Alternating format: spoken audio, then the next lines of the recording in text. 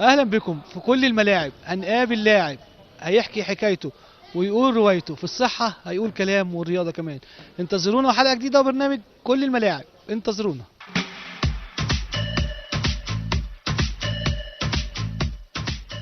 اهلا بكم واولى فقراتنا من برنامج كل الملاعب. فقرتنا فقرة مهمة جدا، لعبة جديدة، لعبة ربما البعض ما يسمعش عنها ولكن بيشاهدوها في التلفزيون. وصلتنا مصر مؤخرا عن طريق الكابتن خالد عبد الحميد رئيس منظمة القتال المختلط. اهلا بك كابتن خالد. اهلا وسهلا. اهلا وسهلا. كابتن خالد، للمشاهدين بقى نشرح اللعبة وهي ايه لعبة القتال المختلط. وانا عارف ان في ابطال عالم ولكن انت باستفاضة هتشرح لنا ايه هو القتال المختلط. القتال المختلط اللي اسسها هنا في مصر هي منظمه الاي اف سي اللي هي الايفولوشن فايتنج شامبيونشيب. بدات شغلها في 2014.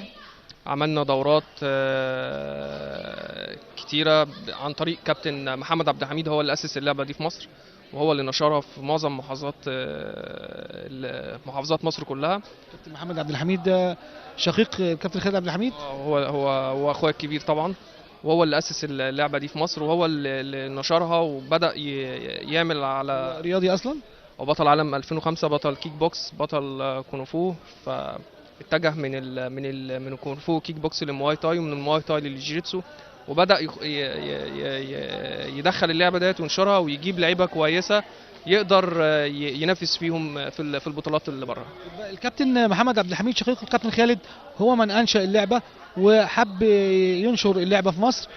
كابتن خالد، ايه هي اللعبه بقى؟ يعني عايزين نشرحها برضه للمشاهدين. اللعبه من اسمها اللي هي الفنون القتاليه المختلطه عباره عن مزيج من الالعاب القتاليه زي الكيك بوكسنج، الووشو، المواي تاي، الجيتسو، الايكيدو، الريسلينج. الالعاب كتيره مختلطه ببعض بس لعبه مقننه، يعني في لعب فوق ولعب تحت.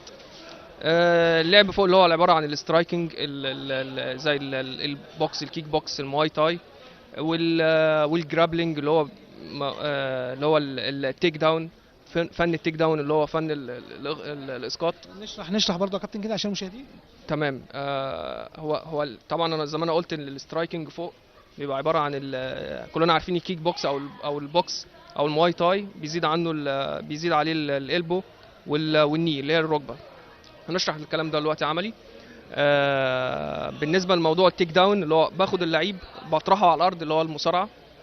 بالاضافه كمان ان فن السبمشن او الجيتسو اللي هو فن الاخضاع عن طريق اي حركه اخضاع بيستسلم عن طريق الخصم بيعمل تاب. يعني ده الثلاث اجزاء اللي بيتكون منها اللعبه. اللعبه طبعا كانت جديده على كل الناس، كانت غريبه على كل الناس في الفتره اللي فاتت ديت، بالذات هنا في مصر، لكن مش غريبه على العالم كله ان هي شغاله بقالها اكتر من 20 سنه في امريكا وفي اوروبا وفي اسيا.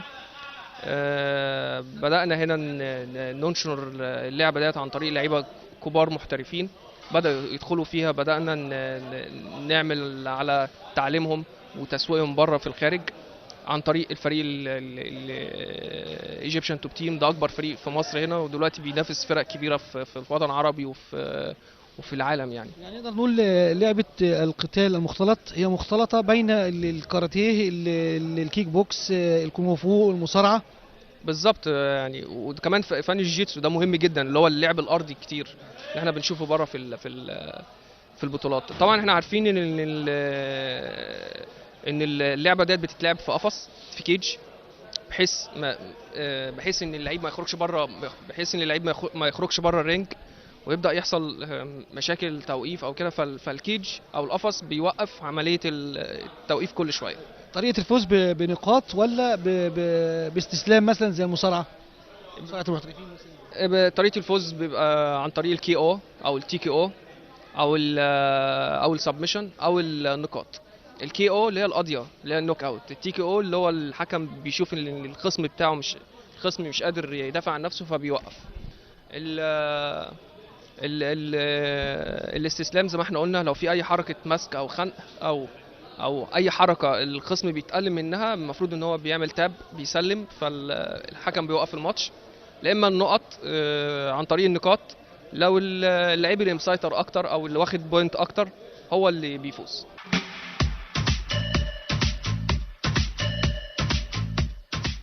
معاكم مكملين رسالتنا ومواصلين رحلتنا في كل الأندية المصرية والملاعب المصرية والرياضات المختلفة وارتباط الصحة بالرياضة. شيء رائع جدا انك تكون واقف جنب بطل مصري حقق بطولات كبيرة، بطل عالم من مصر رفع راية مصر.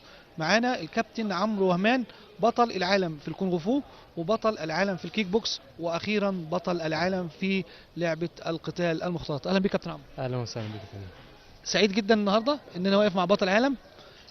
سعيد جدا ايضا اني اعمل لقاء مع بطل من ابطال مصر اللي شرفونا في المحافل الدوليه.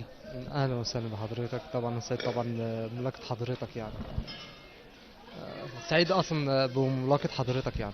كابتن عمرو، وانت بطل العالم للكونغ فو والكيك بوكس والفنون القتاليه، شايف تواضع وهدوء في نبره صوتك. الحمد لله، الواحد يعني متواضع لله عز وجل، بس في الموتوشة واللعب ببقى حاجة تاني يعني. بتبقى ايه بقى يا كابتن عشان بس نشرح للمشاهدين؟ ببقى لاعب يعني الحمد لله، ببقى الحمد لله لاعب مجتهد. بتبقى عصبي؟ لا في الموتوشة مبقاش عصبي يعني، جامد يعني. اللعبة بتاعتنا ان هي محتاج ان انت تبقى مركز جامد في الكيك بوكسينج او الكونغ فو او الام ام اي، فبيبقى محتاج ان انت لاعب يكون مركز وصاحي، بحيث ان محدش يكسبك او يعمل معاك اي حاجه. كابتن عمرو وهمان ابن مصر القديمه، حصل على بطوله العالم في الكونغ فو، ومن الكونغ فو اتجه للكيك بوكس. ليه يا كابتن؟ لقيت نفسي في الكيك بوكس لعبة قوية وكويسة، وحبيت ان انا اجرب نفسي فيها والحمد لله جربت نفسي وحصلت على بطولة عالم فيها. بطولة العالم كانت سنة كام في الكونغ فو بقى؟ في الكونغ فو 2009 من بولندا. كيك بوكس 2009 كانت من اذربيجان. الفنون لعبة القتال المختلط؟ لعبة الفنون القتالية اللي هي القتال المختلط ام ام اي. اللعبة دي انا بلعب في منظمة اسمها الديزر فورس، بتيجي على قناة الام بي سي اكشن، والحمد لله انا اول عربي السنة دي، لسه لاعب ماتش من اسبوع، اول عربي يلاعب لاعب اجنبي، والحمد لله يفوز عليه بالضربة القاضية في القتال المختلط. في القتال المختلط. وبطل عالم. وبطل عالم. اول لاعب مصري، اول لاعب عربي يفوز ببطولة عالم للقتال المختلط. كابتن عمرو مشوار طويل بيجيد فيه. كابتن عمرو، بطولات الكونغ فو، بطولة العالم وبطولة العالم الكيك بوكس، وبعد كده القتال، بيمثلوا لك ايه؟ مسؤول طبعا حاجة كبيرة جدا ان انا اجتهدت وانا صغير وبدأت اتمرن، اتمرنت مع مدربين كويسين جدا، مع الكابتن محمد عبد الحميد والكابتن خالد عبد الحميد والكابتن محمد سليمان وكابتن هشام صقر اللي هو مؤسس يعني هو اللي مؤسسني في لعبة الكونغ فو، والكابتن نبيل النجدي واكترية مدربين مصر، وانا يعني لعبت معاهم في منتخب مصر يعني. الحمد لله يعني اتعلمت منهم، المدربين دول افادوني بحاجات كتير قوي. بعد حصولك على بطولة العالم الكونغ فو، تم تكريمك من قبل المسؤولين عن اتحاد الكونغ فو، عن وزارة الرياضة بصراحة؟ لا طبعا. لا ليه؟ وانت بطل عالم الكونغ فو. هي كانت بطولة عالم كان في بولندا، فكان على يعني ما كانتش على مستوى العالمي، كان مشترك فيها حوالي مش دول كتير يعني. بس في النهاية بطولة عالم يعني. كان بطولة عالم ما الكيك بوكس نفس القصة. والكيك بوكسنج برضه نفس القصة. احنا بنوجه رسالة من خلال كاميرا كل الملاعب لوزير الرياضة كابتن طاهر ابو زيد، بطل عالم عمرو وهمان مصري مش اي جنسية تانية، ومحقق بطولات عالم في الكونغ فو والكيك بوكس، ولعبة الكونغ فو معترف بيها طبعا، ولها اتحاد مصري يعني.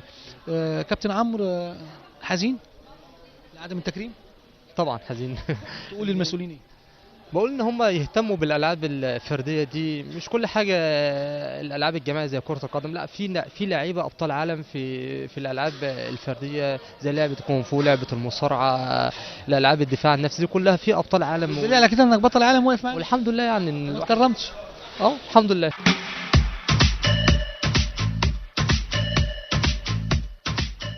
وبكده بنوصل لنهاية حلقتنا النهاردة، وبنفكركم في كل الملاعب هنقابل لاعب هيحكي حكايته ويقول روايته، في الصحة هيقول كلام والرياضة كمان. انتظرونا الأسبوع القادم وحلقة جديدة وبرنامج كل الملاعب، انتظرونا.